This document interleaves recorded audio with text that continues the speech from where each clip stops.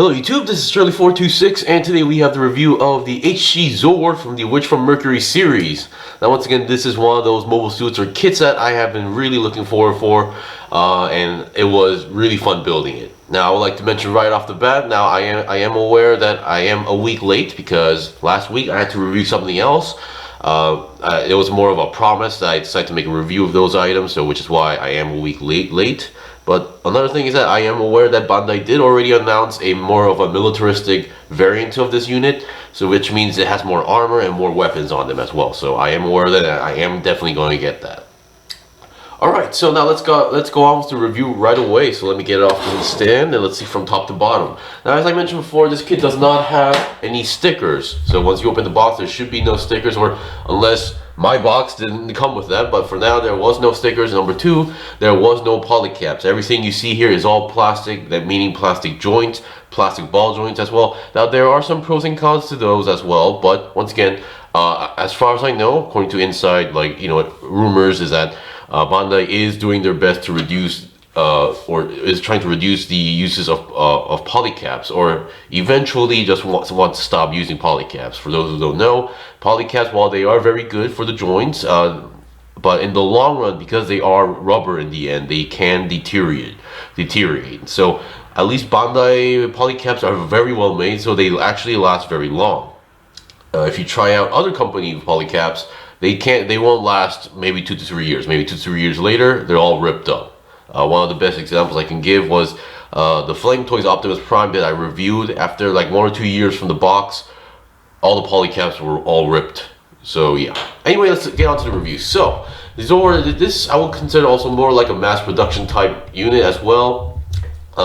So we've seen this a few times in the series where it was going on 1 against 3, and then there was that episode where they had to use about 4 to 5 of these units to fight their enemy team, but they all got obliterated. But once again, that was because they weren't really combat experienced. But still, yeah, I really like this overall skinny design. I say skinny, but according to the manual or instruction, it does say it has a huge top body. But still, I love the fact that it has a visor. I do like the overall skinny looks on the legs and arms. And according to the manual, this unit was technology-wise was more focused on aerodynamics. So it's all about speed, aerodynamics. So combat-wise, it's only meant for mid to long range combat. Of course, it does have some close combat abilities, but it's not really meant for that. Alright, so let's start with the head. So once again, because there's no stickers, the visor is actually an orange piece. There's nothing behind that, there's nothing behind the visor, so there's no stickers in there, just a pure clear piece. Head can go down pretty well. It can go down that much and then upwards pretty well. And then 360, I would say it is possible. Just make sure you know where what part it's going to collide, so you gotta move the head a little bit. But yeah. And then the main body has really good articulation here, so you do get a forward and backward movement like that. That's pretty good. And then side to side movement as well. And then 360 twist, I don't think it's really meant to, because there is something blocking the way. There is something getting like stuck there, so which is why I mean it's not going 360 on a normal basis. But I could technically force it, but that, once again, that's not really ideal. So you don't want to break anything or stress the plastic.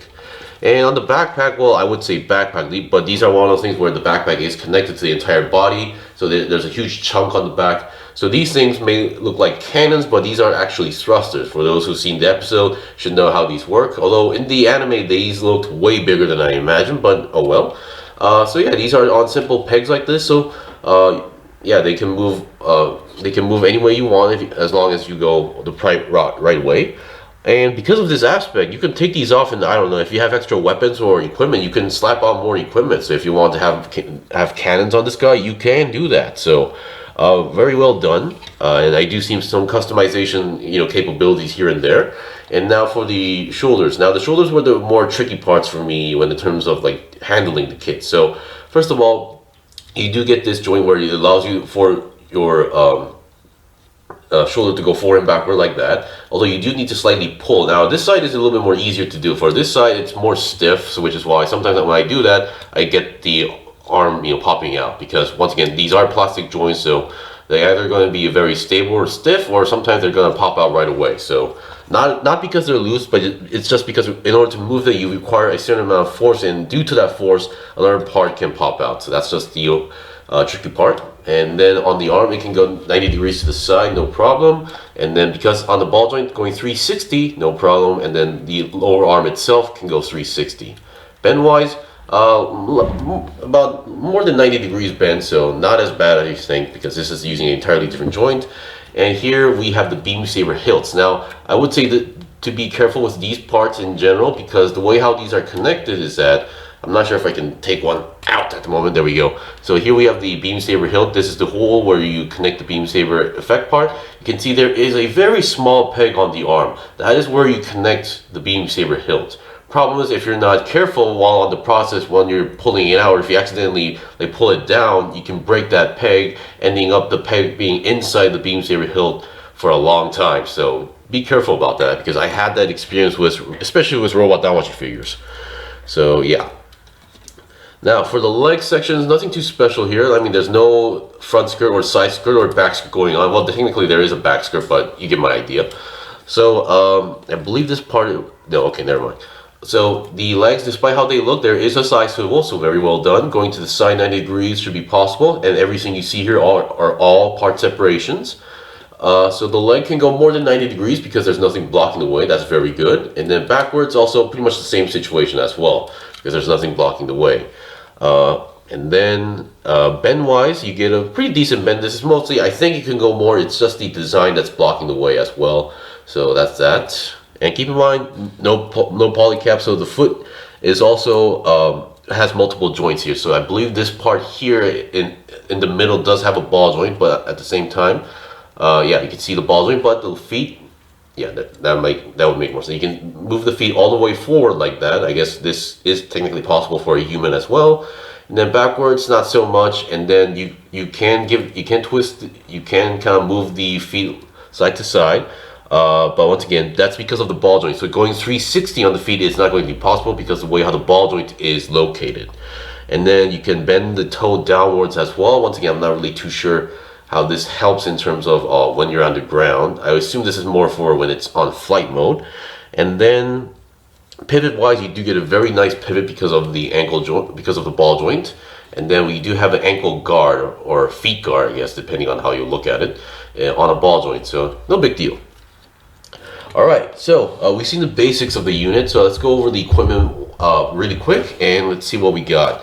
And we'll show some demonstrations. So number one, we have its very unique beam gun. So I really like this design. You do get an ammo clip or magazine that can pop out, and you can connect it very well. And what I like about this design is the handle. Is that usually most beam rifles, beam guns that we get, you would either slide them in, or because of these type of designs, you would have to take apart the hand and then reattach it as well. This one, you can just open this section up, make some space, and then slide it into the hand.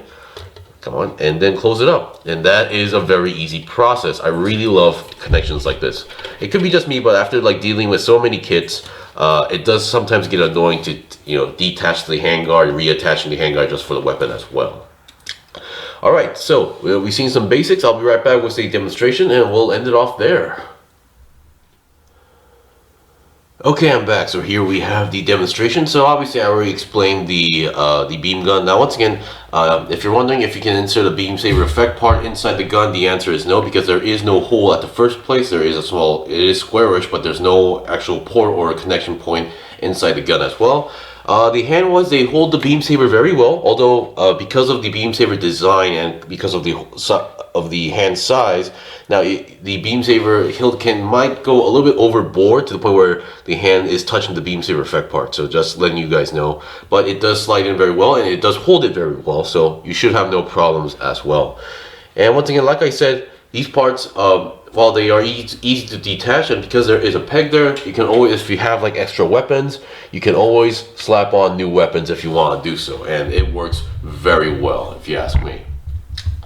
Anyway, that is pretty much it for the review, so also a review coming soon. Anyway, this was the review of the HG Zowort from the Gundam Witch from Mercury series as well. If you guys got any questions or requests, leave a comment below. I still have more stuff to buy and build and make reviews out, so please stay tuned. Until then, See you guys next time.